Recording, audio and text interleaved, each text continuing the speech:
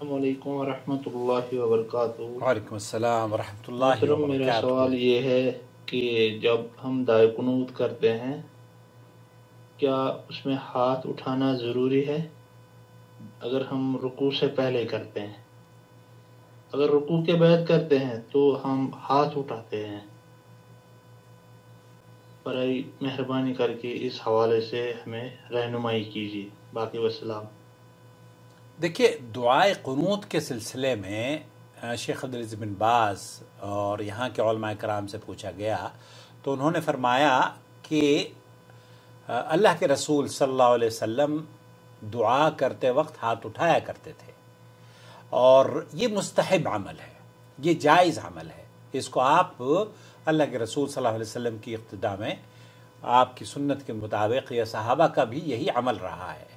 دعائے قنوت رکوع سے پہلے ہو یا رکوع کے بعد ہو۔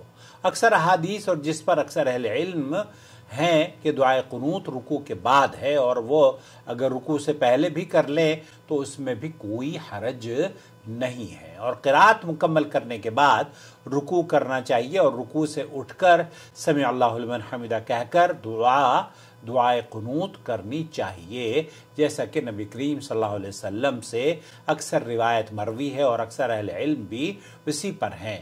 یا پھر وہ قرات مکمل کرنے کے بعد دعائے قنوت کر لے اور پھر تکبیر کہہ کر رکوع کرے، اور یہ سب سنت میں وارد ہے۔ یعنی کہ آپ اگر قنوت سے دعائے قنوت رکوع سے پہلے پڑھ رہے ہیں تب آپ قرات کے بعد دعائے قنوت پڑھ لیجئے، اور دعائے قنوت پڑھتے وقت آپ کا یا رکوع کے بعد یا رکوع سے پہلے ہاتھوں کا اٹھانا مسنون عمل ہے، یہ فرض نہیں ہے، واجب نہیں ہے۔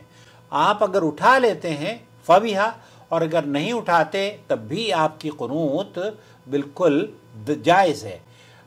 ہاتھ اٹھانے کا طریقہ جو ہے، شیخ محمد بن صالح العثیمین نے یہ جواب دیا کہ آپ قرات کے بعد، اچھا ہمارے یہاں احناف میں کیا ہوتا ہے کہ وہ تیسری رکعت میں وتر کے لیے اللہ اکبر کہہ کے رفع دین کرتے ہیں، حالانکہ پوری نمازوں میں رفع دین نہیں کریں گے، لیکن یہاں اللہ اکبر کہہ کے رفع دین کرتے ہیں۔ تو ایسا کرنا کسی بھی حدیث سے ثابت نہیں ہے۔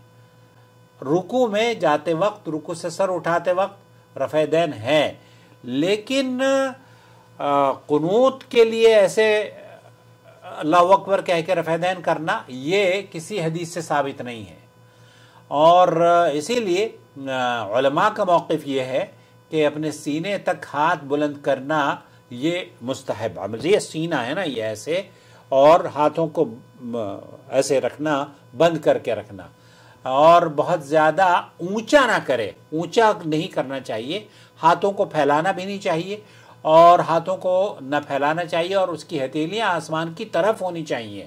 یہ اور اہل علم کی کلام سے یہ ظاہر ہوتا ہے کہ وہ اپنے ہاتھ ملا کر رکھیں، ایسے جیسے ان لوگوں کا حال ہوتا تھا جو کوئی چیز مانگنے والے ہوں، جیسے کہ آپ کسی سے عاجزی سے کوئی چیز مانگتے ہیں نا ہاتھ جوڑ کر، تو عاجزی اس سے زیادہ ہوتی ہے، الا یہ کہ آپ ہاتھ اٹھا کے اس میں مبالغہ۔ ہاتھ اٹھانے کے بارے میں شیخ عثمان الخمیس کی میں نے ویڈیو دیکھی، انہوں نے کہا کہ استسقاء میں آپ ہاتھ اٹھاتے تھے، لیکن یہ دعائے قنوت میں نہیں۔ اور دونوں ہاتھوں کو ایک دوسرے سے دور رکھنے کے متعلق تو میرے علم میں کوئی دلیل نہیں ہے، اور نہ ہی اہل علم کا اس پر کوئی کلام ہے، مطلب ایسے کر کے۔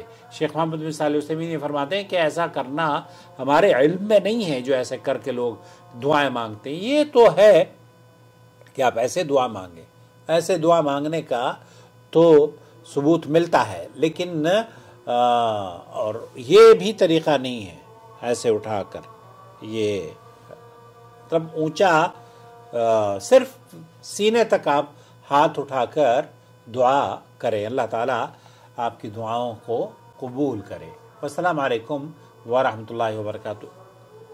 وتر میں دعائے قنوت جب پڑھتے ہیں تو آپ کو آمین کہنا چاہیے یا خاموش رہنا چاہیے؟ اگلی ویڈیو میں آپ کی خدمت میں پیش کروں گا۔ شهر رمضان الذي